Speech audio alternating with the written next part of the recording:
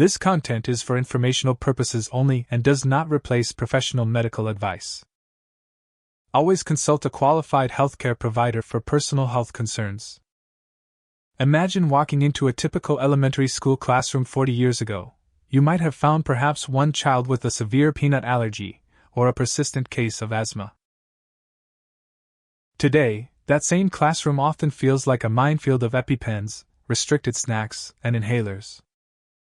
We are currently witnessing what many experts are calling an allergy epidemic, a shift so rapid and widespread that it has fundamentally changed the way we approach childhood nutrition and school safety. Recent data indicates that the prevalence of food allergies among children has surged by nearly 50% since the late 90s. It is not just about peanuts or shellfish. We are observing a significant climb in cases of eczema, allergic rhinitis, and environmental sensitivities that seem to be affecting a broader demographic than ever before. Parents are increasingly finding themselves navigating a complex landscape of elimination diets and specialized medical screenings, often wondering why the environment their children inhabit seems so much more hostile to their immune systems than the one they grew up in. When we look at these rising numbers, it is natural to ask whether our diagnostic tools have simply become more precise or if there is something more profound occurring within our modern lifestyle. While improved awareness has certainly contributed to higher reporting, medical professionals suggest that the sheer volume of cases points toward genuine shifts in how our bodies interact with the world around us. Research indicates that the core of this issue likely lies in the intricate interplay between our genetics, our surroundings, and our early developmental years. Understanding this phenomenon requires us to look beyond simple explanations and examine the evolution of our daily habits, from the air we breathe to the way we manage our hygiene. As we peel back the layers of this medical mystery, we must consider how the rapid pace of societal change has outstripped the biological adaptability of the developing immune system. To truly grasp why our children are becoming more sensitive, we need to examine the hidden factors that have altered the foundation of early childhood development, which brings us to the most compelling area of current study: the environmental triggers that scientists believe are shaping these new health outcomes. This content is for informational purposes only and does not replace professional medical advice. To understand why these environmental triggers have such a profound impact, we first need to look at the immune system not just as a defensive shield, but as a sophisticated intelligence agency constantly scanning for intruders. Under normal circumstances, this system is a master of discrimination. It is built to hunt down genuine pathogens like invasive bacteria or viruses that pose a real threat to our survival. However, in the case of an allergy, this internal surveillance system encounters a glitch in its judgment. This process, known as sensitization, is where the confusion begins. When a child is exposed to an allergen for the first time, the immune system mistakenly flags it as a dangerous intruder. Think of these antibodies as molecular, wanted posters that are distributed throughout the body. They attach themselves to specialized cells, waiting for the next encounter with that specific protein. The cells they are attached to release a flood of chemicals, most notably histamine. This sudden chemical surge is what creates the physical symptoms we recognize as an allergic reaction: the sneezing, the swelling, the hives, or the constriction of airways. Research suggests that this hypersensitivity is becoming more frequent because the immune system is being challenged in unprecedented ways during its most formative stages. Scientists are investigating why these wanted posters are being issued for harmless substances that our ancestors lived alongside without issue. It is a biological paradox. The very system designed to keep us safe is being tricked into attacking the environment around us. As we pull back the curtain on this internal miscalculation, we have to ask ourselves what has shifted in our modern landscape that causes the immune system to abandon its natural sense of calm. This leads us to consider the early life factors that influence this training process, specifically how the timing and nature of our first exposures to the world are fundamentally rewriting the immune system's rulebook.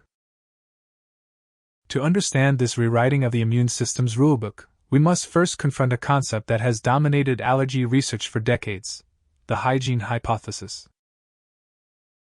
In essence, this theory suggests that our modern obsession with cleanliness may have inadvertently backfired.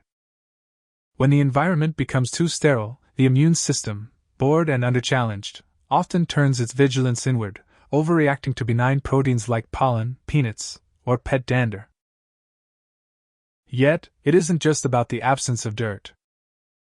Studies indicate that the rise in air pollution and the prevalence of indoor chemical exposures can act as irritants that prime the airways, making the immune system more reactive. When these external stressors coincide with a lack of early microbial diversity, the body's defensive barriers become permeable and fragile. We also have to look at how dietary patterns have shifted. In the past, medical professionals often recommended delaying the introduction of foods like eggs or nuts.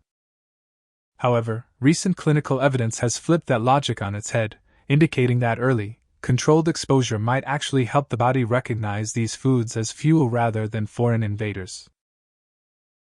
A gut lacking in fiber and rich in additives might struggle to maintain the balance required for immune tolerance. Of course, we cannot ignore the blueprint we are born with. Genetic predisposition provides the foundation. If a parent has a history of asthma or eczema, a child is statistically more likely to develop allergic sensitivities. The human genome hasn't changed rapidly enough to account for such a widespread shift. Instead, it is the interaction between these inherent traits and our rapidly changing surroundings that creates the perfect storm. As we begin to grasp how these external pressures reshape our internal defenses, we have to examine the specific environmental triggers that are most prevalent in the home, the very places where our children spend the majority of their formative years. As we shift our focus from the broad environmental landscape to the specific, intimate corners of the home, it becomes essential to learn the language of our children's immune systems. Recognizing the physical signals of a developing allergy isn't just about vigilance, it's about understanding the unique ways a child's body communicates its distress. Often, these manifestations begin subtly, appearing as persistent, low-grade discomforts that are easy to overlook or misattribute to a common cold. You might notice recurring bouts of sneezing, itchy, watery eyes, or a chronic nasal congestion that seems to linger long after a typical virus should have cleared. These are frequently the first whispers of a hypersensitive response to indoor allergens like dust mites, pet dander, or mold spores. Beyond respiratory distress, the skin often acts as a primary canvas for allergic reactions. Eczema or atopic dermatitis, characterized by dry, red, and intensely itchy patches, can be an early indicator that a child's immune system is overreacting to environmental stimuli. While these symptoms are rarely life-threatening on their own, they serve as vital clues that the body is in a state of heightened reactivity.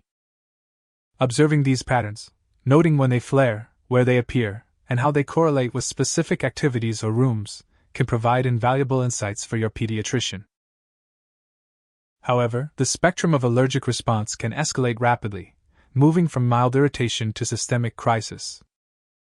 It is critical for caregivers to distinguish between a manageable seasonal flare and the onset of anaphylaxis. If you observe swelling of the lips, tongue, or throat, sudden difficulty breathing, wheezing, or a rapid drop in blood pressure characterized by extreme lethargy or fainting, these are not mere inconveniences, they are emergency events. Research consistently underscores that early recognition of these severe markers is the single most important factor in preventing long-term complications. Should these symptoms arise, medical professionals recommend immediate intervention and emergency care, as the window for effective treatment is often narrow. If we are seeing such a surge in these reactive behaviors, we must ask ourselves if the problem is localized to our living rooms, or if the very nature of modern childhood development is shifting in ways that leave our children more vulnerable than ever before. It is natural to feel overwhelmed by these systemic shifts, but the good news is that our clinical approach to managing these vulnerabilities has evolved significantly. We are moving away from the outdated practice of avoidance and toward a more proactive, evidence-based model of care. Rather than delaying the exposure to common triggers like peanuts or eggs, pediatric researchers now suggest that introducing these foods in a controlled, age-appropriate manner during infancy can help the immune system recognize them as safe, potentially reducing the risk of developing a permanent allergy. Beyond the dinner table, environmental control remains a cornerstone of daily management. For children sensitive to environmental allergens like dust mites, pet dander, or pollen, creating a sanctuary within the home is paramount.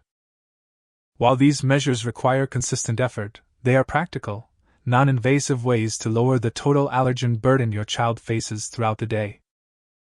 When exposure does occur, having a clear, standardized treatment protocol is essential for peace of mind.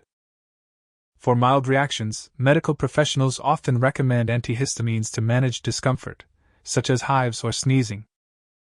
Carrying an auto-injector is not a sign of fear, but a mark of preparedness. These devices are designed for simplicity and speed, acting as a vital bridge to professional medical help when time is of the essence. Looking toward long-term solutions, immunotherapy has emerged as a promising avenue for many families. While this process requires commitment and patience, studies indicate that it can lead to a significant increase in the threshold of exposure a child can tolerate, often transforming a life defined by constant vigilance into one of greater freedom and confidence. Navigating these strategies can feel like learning a new language, but you are not doing it alone. By integrating these evidence-based practices into your routine, you are providing your child with a robust defense system that accounts for the realities of our modern world. Understanding these biological defenses is only half the battle. We must also look at the future trajectory of these conditions as our children grow toward adulthood. Looking ahead, the landscape of allergy management is shifting from simple avoidance toward transformative, long-term solutions.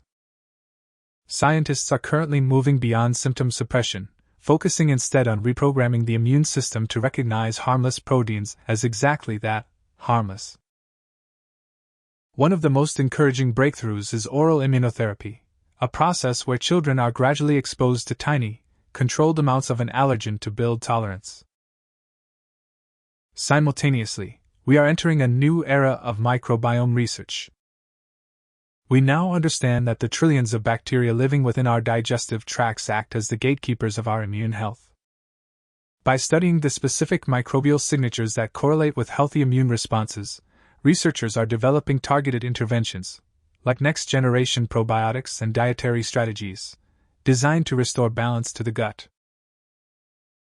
This shift suggests that the solution to many allergic conditions may not be found in a lab-made chemical, but in the restoration of the ecological diversity that was lost in our transition to modern, sterilized living environments.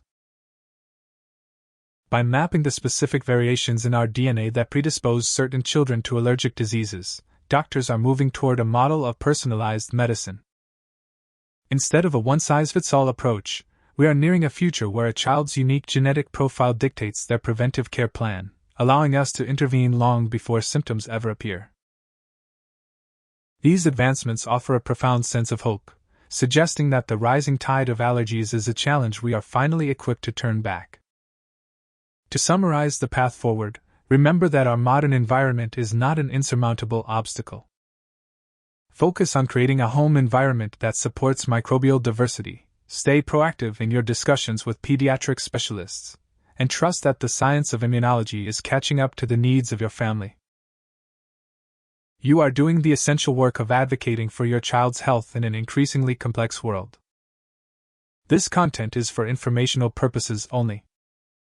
If you found this information helpful, consider subscribing for more updates on pediatric health and wellness as we continue to track these advancements together.